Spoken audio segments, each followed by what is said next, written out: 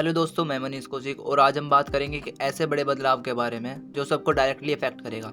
जी हाँ, मैं बात कर रहा हूँ इनकम टैक्स एक्ट के एवोल्यूशन की और इसकी जगह पर डायरेक्ट टैक्स कोड के इंट्रोडक्शन की। ये काफ़ी बड़ा स्टेप है जो गवर्नमेंट लेने वाली है और आप सभी को इसके बारे में जानना बहुत ज़रूरी है। आपको शायद ये नहीं पता होगा कि ये रिफॉर्म काफ़ी पहले होना था, लेकिन जीएसटी को इंट्रोड्यूस करते वक्त बिजनेस कम्युनिटी को थोड़ा टाइम चाहिए था और इसलिए डायरेक्ट टैक्स को थोड़ा डिले हो गया। तो क्या है डायरेक्ट टैक्स कोड, क्यों इसे इंट्रोड्यूस किया जा रहा है और इनकम टैक्स एक्ट से किस तरह डिफरेंट होगा, सब कुछ समझाने की कोशिश करूंगा, तो वीडियो के एंड तक देखिए। सबसे पहले चलिए स्टूडेंट की चिंता दूर करते हैं। अगर आप सोच रहे हो कि इनकम टैक्स या डायरेक्ट टैक्स कोड के ऊपर पढ़ाई करनी चाहिए या नहीं, तो ये सुन लीजिए। डायरेक्ट टैक्स कोड 2025 सिर्फ उन एग्जाम में एप्लीकेबल होगा जो अप्रैल 2026 के बाद होंगे। मतलब अगर आप 2026 से पहले एग्जाम दे रहे हो तो अभी इनकम टैक्स ही एप्लीकेबल होगा, तो स्टूडेंट आपको चिंता करने की बिल्कुल भी जरूरत नहीं है। तो चलिए समझते हैं ये डायरेक्ट टैक्स कोड है क्या। इनकम टैक्स एक्ट 1961 अब पुराना हो गया है और इसमें कई सेक्शन रिडंडेंट हो गए हैं। ये लो काफ़ी लंबा और कॉम्प्लेक्स हो गया है। बहुत सारे एग्जाम्पशन, डिडक्शन और अलग अलग टैक्स रेट्स हैं। ये कॉम्प्लेक्सिटी काफ़ी लोगों को समझने में मुश्किल हो जाता है और इस वजह से कई लोग टैक्स से दूर भागते हैं। लेकिन डायरेक्ट टैक्स कोड का गोल है इस पुराने सिस्टम को सिंप्लीफाई करना, ताकि लोग इसे इजीली समझ सके और ज़्यादा से ज़्यादा टैक्स पेयर हमारे पास आ सके। अब कुछ इंपॉर्टेंट डिफरेंस को समझते हैं। Residential status. Income tax act में आपके पास 3 ऑप्शन थे। ROR resident and ordinarily resident, RNOR resident but not ordinarily resident और NR नॉन रेसिडेंट। लेकिन डायरेक्ट टैक्स कोड में सिर्फ 2 ऑप्शन होंगे, रेसिडेंट या non resident. Previous year and assessment year.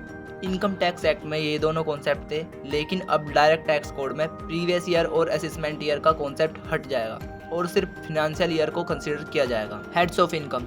अभी इनकम टैक्स एक्ट में 5 हेड्स ऑफ इनकम है और डायरेक्ट टैक्स कोड में भी यही 5 हेड्स ऑफ इनकम रहेंगे, लेकिन उनके नाम बदल जाएंगे। इनकम फ्रॉम सैलरी को अब एम्प्लॉयमेंट इनकम कहा जाएगा। इनकम फ्रॉम अदर सोर्स को इनकम फ्रॉम रेसिडोरी सोर्स कहा जाएगा। कैपिटल गेंस को नॉर्मल इनकम में इंक्लूड किया जाएगा और अगर ये नॉर्मल इनकम बनेगा तो टैक्स रेट भी हायर हो सकता है। Tax rates. सैलरी एम्प्लॉय को थोड़ा रिलीफ मिलने वाला है क्योंकि उनका टैक्स रेट कम हो जाएगा।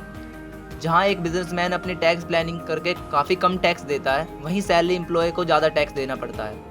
ये इम्बैलेंस थोड़ा दूर हो जाएगा। सुरचार्ज एंड टैक्स ऑडिट्स। सुरचार्ज को हटाया जा सकता है, लेकिन वेल्थी इंडिविजुअल के लिए नए हाई टैक्स रेट लाने का प्लान हो सकता है। टैक्स ऑडिट्स की बात करें तो अभी तक CA चार्टर्ड अकाउंटेंट ही टैक्स ऑडिट करते हैं, लेकिन डायरेक्ट टैक्स कोड के तहत CS कंपनी सेक्रेटरीज और CMA कॉस्ट मैनेजमेंट अकाउंटेंट भी टैक्स ऑडिट कर सकते हैं। TDS expansion, tax deducted at source का स्कोप भी एक्सपेंड किया जाएगा। अब हर टाइप की इनकम पर TDS एप्लीकेबल होगा और ये थोड़ा कम रेट पर होगा। Exemption and deduction. सभी एग्जम्पशन और डिडक्शन को खत्म कर दिया जाएगा। ये काफी डायरेक्ट चेंज है, लेकिन गवर्नमेंट का एम है कि इनकम टैक्स पेइंग पॉपुलेशन को इंक्रीज किया जाए। करंटली सिर्फ 1% लोग ही इनकम टैक्स भरते हैं, लेकिन DTS के बाद ये परसेंटेज 7.5% तक पहुंच सकती है। Corporate tax. डोमेस्टिक कंपनीज और फॉरेन कंपनीज के लिए टैक्स रेट भी अब एक जैसा होगा। कॉर्पोरेट टैक्स का डिफरेंट भी एलिमिनेट हो जाएगा। तो ये था एक brief overview of upcoming change under the direct tax code. क्या आपको लगता है कि और भी चेंजेस होने चाहिए?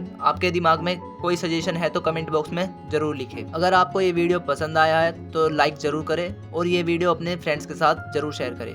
आपका एक लाइक हमारे मोटिवेशन को बढ़ा देता है। और हाँ, अगर आपको लगता है कि ये अपडेट आपके लिए हेल्पफुल है तो अपने फ्रेंड्स को भी बताएं, ताकि उन्हें भी पता चल सके कि टैक्स लॉ बदला जा रहा है। दोस्तों, मिलते हैं नेक्स्ट वीडियो में। तब तक के लिए bye and take care. Best of luck.